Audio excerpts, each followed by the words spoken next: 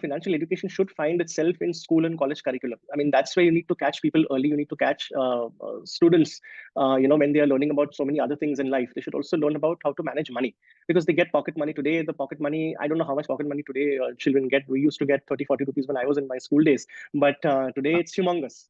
I don't, I can't even guess also. But the thing is that, their introduction to the world of finance actually happens through credit cards. So their introduction in the world of finance, many young people, it doesn't happen with savings and investments. It happens with spending. So that's, they learn how to spend money first, and they learn how to save and invest later.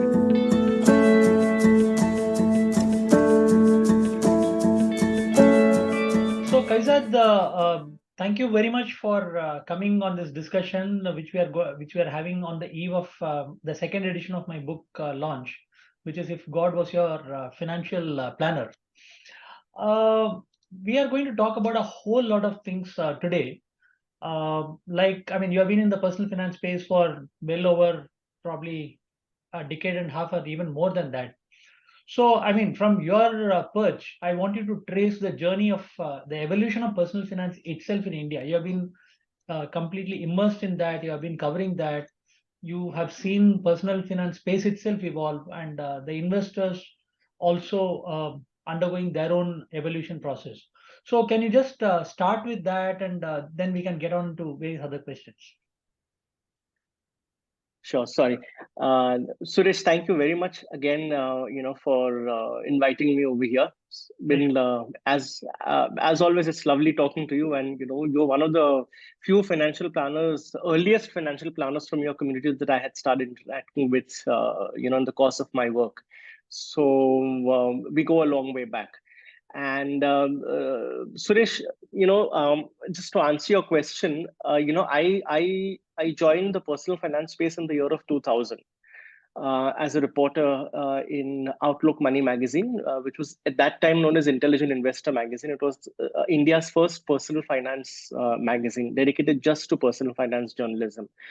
From those days to now, it's been, quite a journey. I still remember in those days, the kind of hottest investment for investors were assured return schemes by Unit Trust of India. The erstwhile Unit Trust of India, which was not technically a mutual fund in legal parlance. It was protected by an act in the parliament, but it functioned like a mutual fund, which earlier then got segregated into SUUTI, SUTI, and then UTI mutual fund, which came under SEBI's regulations. But Suresh, you would remember as well as I do that, in those days, assured return instruments were the order of the day. Market risks, especially in debt funds, was quite unheard of. Debt funds were there, obviously, but they were the bastion of the high net worth individuals. For retail investors, it was only, your the public provident fund or the bank fixed deposits or the erstwhile Unit Trust of India schemes. So gradually over the years, one of the big changes that we've seen is that the decline of the so-called assured return schemes, or the dependence of investors on assured return schemes, and the ability of investors and the willingness of investors to take additional risk, to appreciate market risk, to embrace market risk. Of course, we've seen quite a few accidents along the way. But that's a part of the learning process, because the Great Indian Bull Run, which began in 2004, really, started getting in a lot of genuine retail investors, and which lasted until 2007. But the acceptance of risk-bearing investments, namely through mutual funds, has got a big acceptability in the past 2 decades or so, ever since I started tracking and writing personal finance. Mutual funds as a vehicle became more and more acceptable. But I think after demonetization, it really channelized a lot of people's savings into mutual funds in a systematic investment, through systematic investment plans. So, the figures as well as I do, around 3,000 crore worth of inflows used to come in mutual funds through SIPs in 2016, 2017. Today, it's about 12,000 crores or 13,000 crores per month. So genuinely, a lot of people have started investing, in mutual funds. We've seen over the years, products also becoming more and more complex. Newer and newer products have started to come up. Sector funds and thematic funds, which were the rage at one point in time in 1999, 2000, around the tech boom, became a lot more refined, a lot more diversified, and newer themes also started coming into the market, especially after 2018, 2019, when SEBI went through this whole big exercise of recategorization of mutual funds. So that gave a lot of impetus to mutual funds to launch sector and thematic funds, because regulations now prevent a fund house from launching multiple funds within the same scheme. So that was a big comeback. We've seen other complex products also, like market linked debentures, cryptos, P2P, all the fads of the season also coming about in the last few years or so. Um, I think as far as now that was from the products point of view. As far as from advisory point of view, Suresh, here also I've seen the proliferation of mutual fund distributors. Eventually that gave way to the SEBI registered investment advisory guidelines. Of course, in the middle you had fee based financial planners, who were registered as distributors, but they used to work on a fee based model. So that the community of advisors have actually come up, in the last decade or so. Although we know statistically that there aren't enough advisors in the country. Hopefully, we can talk a little bit more about that as well as we go along.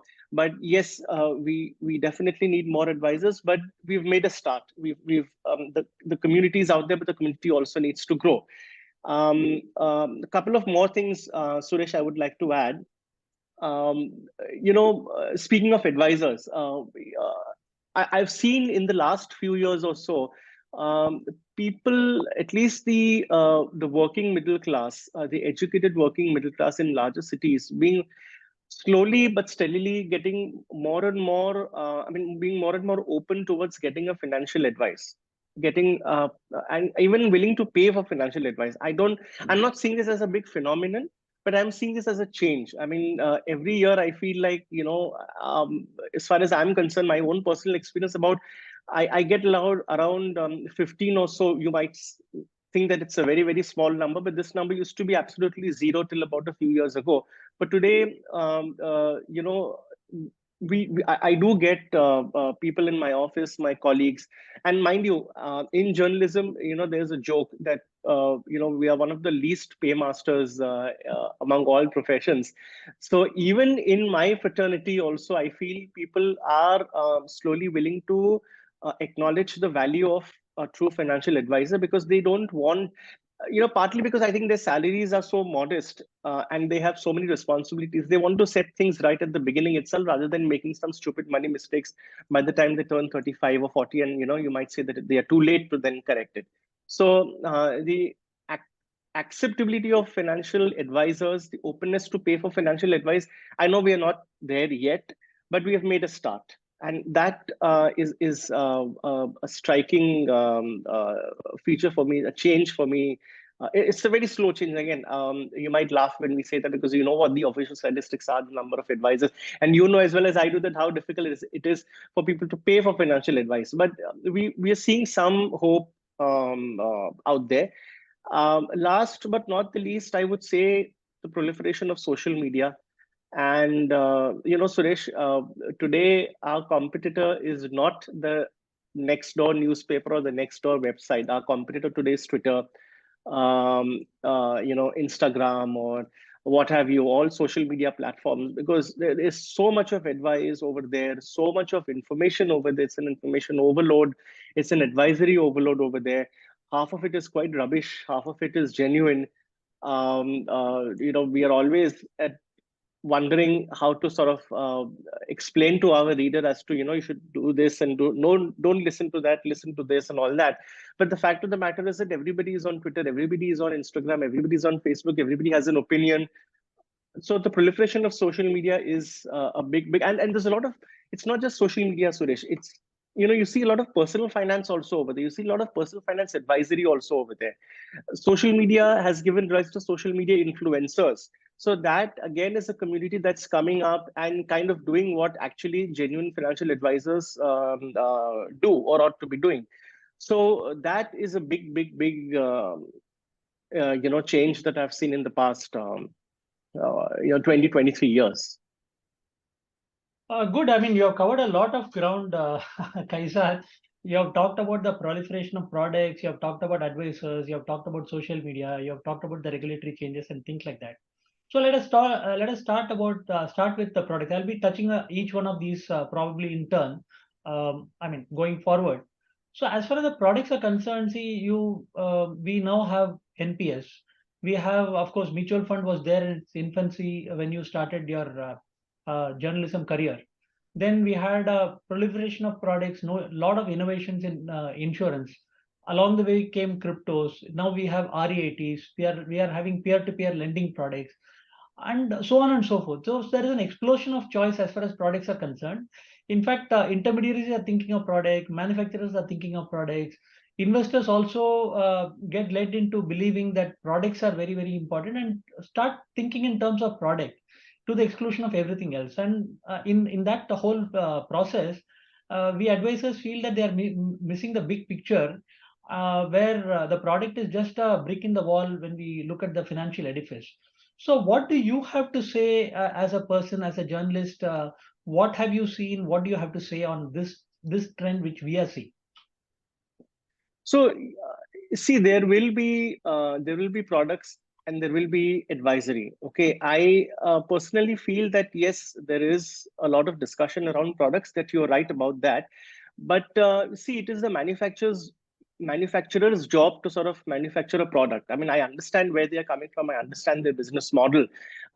So it is but natural for a product manufacturer like a mutual fund to launch products, because they also need to sustain themselves. It's difficult for a fund house to grow in size and scale with just one or two products. I mean, we have had stray examples here and there who have done a very good job by launching minimal products, maybe even one or maybe two or three at the most.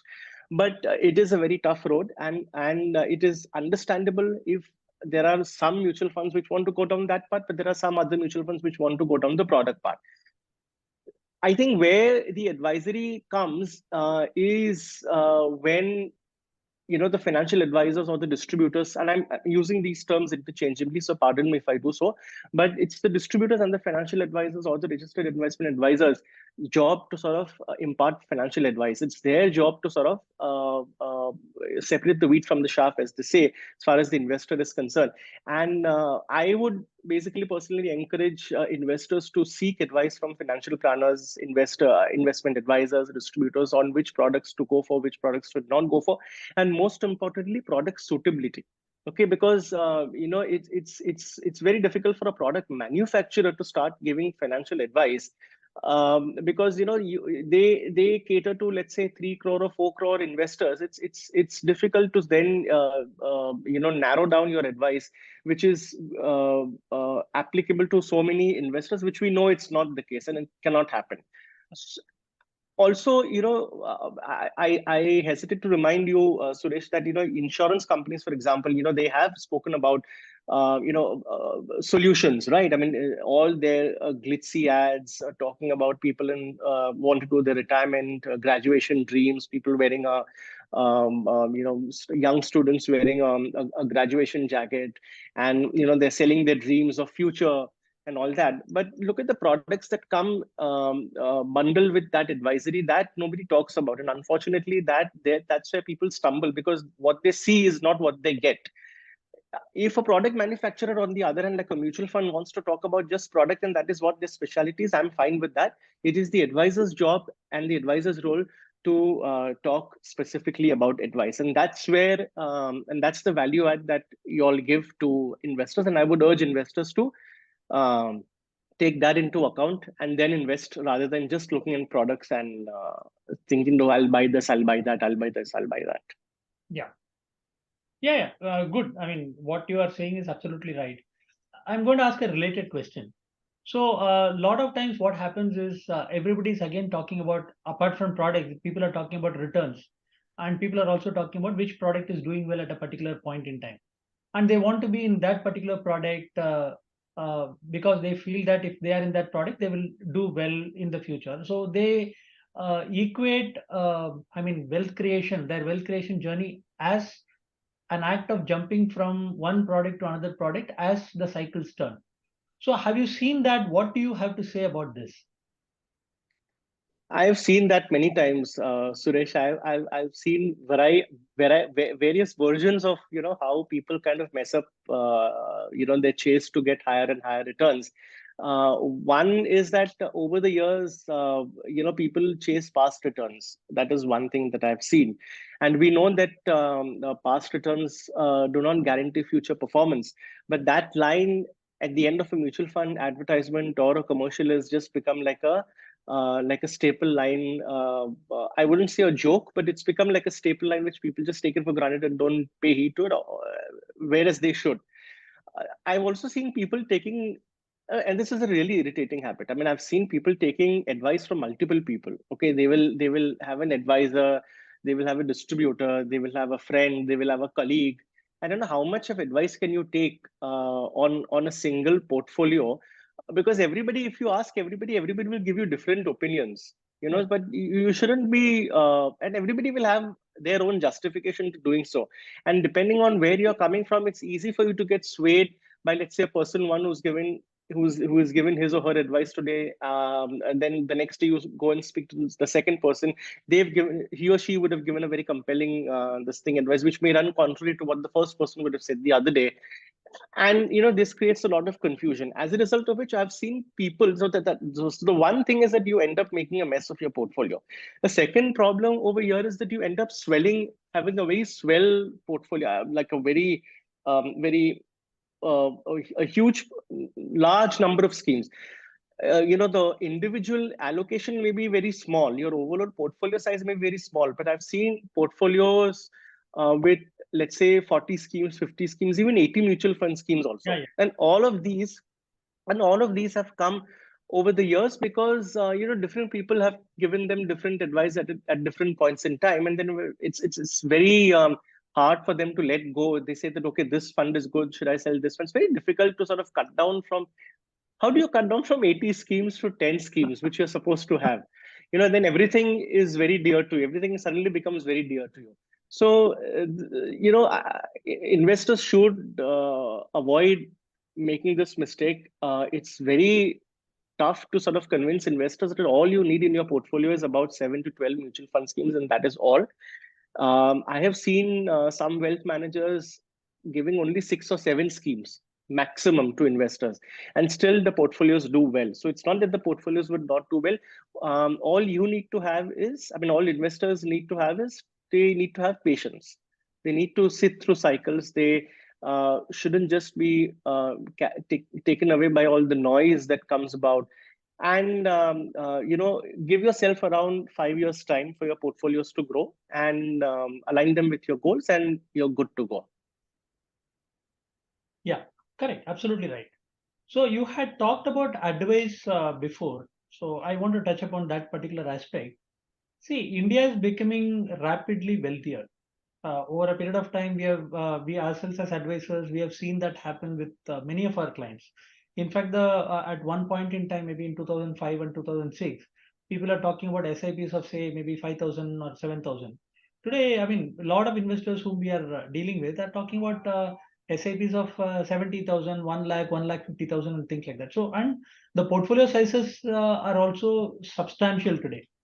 So some of them, in spite of that, are choosing to manage money on their own. So we are talking about advice. So in your opinion, Kayezad, you would have again seen a lot of people, you would have interviewed a lot of people. At what stage should the investors actually seek out an advisor, in your opinion? See, if you are beginning out as an investor, okay, but let's say you were not in the profession of investing per se, but you're beginning your career, and you're starting to invest your first few salaries. Obviously, you will have a lot of questions like, how do I find an advisor? What is a direct plan? What is a regular plan? Which mutual fund scheme should I invest in? What is the difference between a growth plan and equity fund? I feel that if you have so many questions, then you need an advisor right away, straight away.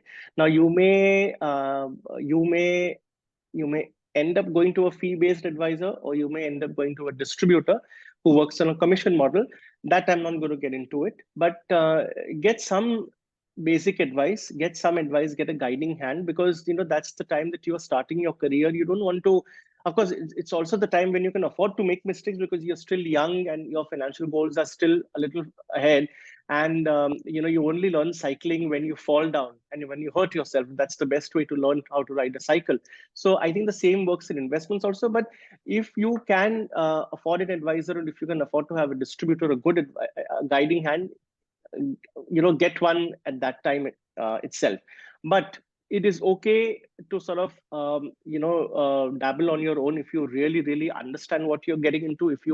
If you promise to do a little bit of homework before investing, if you promise to not go overboard, if you promise to not overspend, etc., then you can, I guess you can manage on your own for the first few years of your career. But I think once you grow at a certain level in your organization, to a certain level in your organization, where your investments kind of take a backseat after the point in time, and you find yourself, see, sometimes what happens is that you have, let's say, 2 lakh or 3 lakh bonus to invest in, and then you kind of procrastinate. You say that, okay, I'll do it tomorrow, I'll do it day after tomorrow, I'll do it next week. What's the harm? This money is mine. It's not going to go anywhere. Now, if you see that happening more than 2, 3, 4 times, that means that you don't really have the time to manage your money. You may have the intellect, but you don't have the time to manage your money. Please get yourself an advisor that time, because at that time you have a large principal, so your compounding effect also really plays out. You don't want to let your money lie idle in a bank account. So once you reach a certain level, I would say early 30s, preferably late 20s, but early 30s is where you need to seriously start planning your doing your financial planning, and assess if you need an advisor, if you need a guiding hand. And you must do so, because that's the time when you get very serious about your goals and your planning. I mean, I myself have been tracking mutual funds, Suresh, for 23 years, and it's very easy for me to manage my own portfolio. But even person like me also needs help, because at work we are so busy throughout the day that our investments actually take a backseat. And when at a certain level, when your salary also grows to a certain level, you can't just take snappy decisions like that, because these decisions will have repercussions for you in your retirement, in your future. So you need a person who's full time into financial planning to help you do, because that's that person's job. Your job is not to manage your finances. Your job is to do your job or your business. So that's when you should definitely get a financial. I would 100% um, recommend that. And Suresh, one more thing. This is something that I've always noticed, in people, that when they go for financial planners, they do a lot of, bargaining, or first they ask how much will he charge or how much will she charge, and then they decide. My advice is that, speak to 3 or 4 financial planners, three registered investment advisors, and see whose wavelength matches yours, Correct. because that's very very important. Absolutely. Don't start by talking costs and charges, especially when you're taking financial advice. Try and ask a lot of questions to your financial planner. Try and ask a lot of questions to a registered investment advisor. If if the two match, if there is a match in wavelength, then you can start talking about charges and costs and other things. Absolutely, absolutely. Talking about advice, when to take an advice and things like that. I mean, you really need an advisor to be there in the system. And earlier on, you had talked about RA being scarce, and RAs are actually scarce out today. They are probably scarcer than many of the rare metals today. So we are we are less than 1,000 for a population of say 140. Addressable population maybe 10%. So But at least there is some one community which is smaller than the Parsis. so we will serve So the that's Parsis. good news. We are also So small, that's good news. and we will serve the Parsis. I think we are good enough for serving all the Parsis that are out there in India. Yes. Yeah. So, I mean, so the number of RAs are few. So, I mean, I have been talking about that. You have been talking about that. We have had a lot of passionate discussions about this. So, in your opinion, what are the 3 or 4 things that can be done to address this? And how do we scale ahead? See, there are no easy ways, Suresh, especially when you're dealing with the regulator. I mean, it's the regulator. It's the regulator's prerogative and the job to sort of decide the regulations. But I think first and foremost, I would suggest that a greater amount of dialogue should take place on a continuous basis between the registered investment advisory community and the big regulator, because this is also a new territory for the regulators, because the investment advisory guidelines, as you know, came about more than 10 years ago, but we've had four iterations, we've had four consultation papers. So clearly the regulator also was learning and looking at international models. There was a committee framed towards the fourth consultation paper stage, and then the laws got further, I would say, they went through further changes, more changes, and what we have now is the updated guidelines for registered investment advisors. But clearly, over there also, you see a lot of restrictions in terms of qualifications, in terms of experience, in terms of how you should renew your regulatory license every few years by taking the same examination again and again and again. I mean, is that really what is required? So that's one thing. The compulsory transition from being an individual financial planner to a corporate financial planner, all those things, they need to they could do with a little bit more easing. For that, I think I can only say that, I mean, nothing is better than dialogue. Nothing is better than talk. You must, as a community, I think, Suresh, reach out to the regulators more and more and try and indulge them. Try and make the. I know it's easier said than done, and I don't mean to sound prescriptive or something, but I mean, that's the best way to go forward. Another thing which I would personally suggest is that there is a whole bunch of unregulated advisors out there, the unregistered advisors out there, and they don't come under the regulator's ambit. Now, I myself have written about this before in my previous organization as well as in the current organization. We've What we have noticed is that when complaints go to SEBI about a certain unregistered investment advisor circulating or working somewhere, and how they have swindled the money, and since somebody complains to the regulator, that's when the regulator sits up, takes notice, investigates, and comes out with an order punishing that particular advisor and banning him from the markets or penalizing him or telling him to return the money back to the investors and all. I've read some of those orders. They're very well crafted, well argued, and executed cases by SEBI. But the problem now is, Suresh, is that SEBI will act only if somebody goes and complains and pinpoints to that particular advisor sitting out there doing that unscrupulous job. So there needs to be some kind of and I know that SEBI is also proactively on its own also have gone after some of these. I mean, at least they've started doing that of late, but they should do that more often, and there should be a mechanism whereby they don't need to wait for anybody's complaints to come up to them for them to investigate about unregistered investment advisors.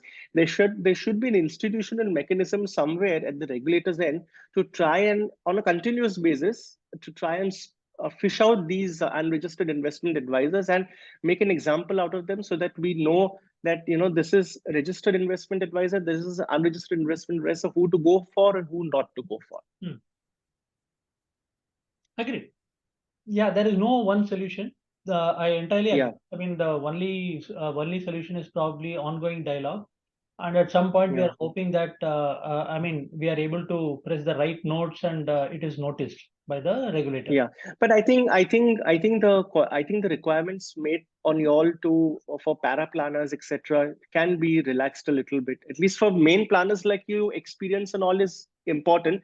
But for para planners, if they don't have experience, how will they get experience? From where will they get experience? That kind of a. Yeah, So it's like a vicious circle. Yeah, it's a dichotomy. Unless you go to, let's say, a big top bank or wealth management and try to poach from there. But then, given the what do you say, the hesitance of so many people to start paying, and that being a challenge, how are you going to pay the salaries? How are you going to afford the salaries of paraplanners is also an important thing. So there are two or three such things where the latest mission of SEBI is to ease of doing business and to facilitate the growth of capital. This should be accommodated. This should find a place in that vision of SEBI somewhere. Correct.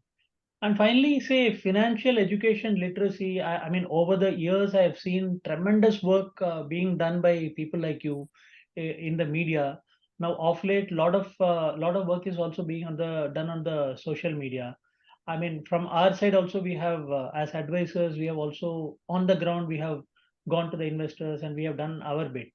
So a lot of things have happened over a long period of time. And when I had started this practice in 2004, I had to tell people what is financial planning. Now today, I mean, I don't have to tell what is financial planning to people. There are other things which I have to explain, but definitely not what is financial planning and the fact that they will have to pay a financial planner. So those things, to a great extent, financial education, literacy, all these things have improved a lot. In fact, I have also written a book called "If God Was Your Financial Planner." In a I've read that book. yeah, thanks. Yeah, in a story format, I've done that. So many people have done their bit here. So what do you feel should be done from here onwards in terms of helping the investors understand a bit more? I mean, ask the right questions from everybody, including their advisors, and become really, really financially savvy about their investment, even if they don't have all the knowledge. Being savvy to at least ask the right questions and being more, say, hands-on as far as their finances are concerned. What do you think we should be doing going forward? See, again, financial literacy is an ongoing thing. I mean, it's not something that we can say that we have done. I mean, it's an ongoing thing, right? I also feel, in addition to all what you have just said, financial education should find itself in school and college curriculum. I mean, that's where you need to catch people early. You need to catch students. When they are learning about so many other things in life, they should also learn about how to manage money, because they get pocket money today. The pocket money, I don't know how much pocket money today children get. We used to get 30-40 rupees when I was in my school days, but today it's humongous. I don't I can't even guess also. But the thing is that their introduction to the world of finance actually happens through credit cards. So their introduction in the world of finance, many young people, it doesn't happen with savings and investments. It happens with spending. So they learn how to spend money first, and they learn how to save and invest later. Whereas it should be the other way around. You spend your entire life, Suresh, I'm sure, telling people to first keep away a certain amount of your salary as your SIPs, and then whatever is remaining, you spend that money. But when children enter their working lives, they have that financial freedom because they get the salaries in hand. They don't have to depend on their parents for money. So in addition to all what you said, Suresh, I would just humbly add that school curriculum and college curriculum should have a place for financial education, financial literacy. And I'm sure that I'm sure that it will become a popular subject, because there's so much to learn over there, and there is so much of aptitude that is required to decipher a financial product. It can be a success if it is introduced in the right way, and at the right age, in school itself. So, Kaizad, I have some good news for you.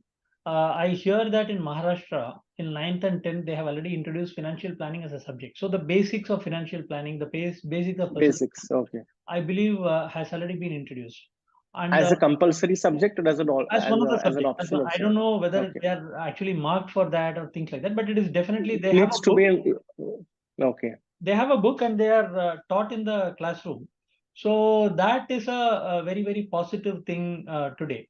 Second is, I think lot of people are understanding that teaching children when they are young itself. I mean, like you said, no, they should learn about saving the money before starting to spend the money. So, I mean, that's a very basic grounding that is required. So, there are lots of people who are doing this work at the ground level. Uh, uh, so, I mean, there are seminars which are happening, which I know of. Then my friend Chentil Iyer, who is also, I mean, RIA, he's doing that in Pune. Many others are doing. Now, Zerodha has an initiative for children. They Yes, have a yes, storybook kind of a format for children. So my friend Rohit Shah, he's also again a financial advisor. They have come yes. out with a book specifically aimed at children. So there are lots of initiatives in this area also, which is actually addressing the particular area which you are talking about. That is catching them young. Yeah, correct, correct. But we should do it. It should happen at an institutional level so that everyone, you don't have an option to opt out. That is what my Yeah. what you're talking mostly is form of a pull factor, which is all good. But it should be pushed upon as a curriculum subject to children at that age, maybe ninth and 10th, so that they don't have an option to get out, and they at least know the terminologies, even though they don't become an expert right there, right then. Yeah, what I am also hearing is that even at the college level, for BAF and say MBA students and things like that, there is a subject like I mean financial planning. So in fact, I was invited once upon a time to SP Jain to do the financial planning. It's another matter that I did not Okay. have the time. So I mean, Okay. the subjects are all there. Today it is not like what it was probably 20 years back. And at every level, I think the financial planning, financial education and literacy is improving. So that's a very, very positive news. Augurs well for the investors and the country. I agree. So that's we are coming to the end of this discussion session, Kayezad. Thank you very much. I mean, as always, you have given a global view of what has happened in the entire financial planning, advisory, and personal finance segment. So I'm sure it is very useful. I mean, I found it to be very insightful. I'm sure it is very useful to all the viewers. So thank you so much, Kayezad, for coming on this My discussion. pleasure, Suresh. Thank you so much for calling and inviting. Yeah. Thanks a lot, Kayezad. Bye.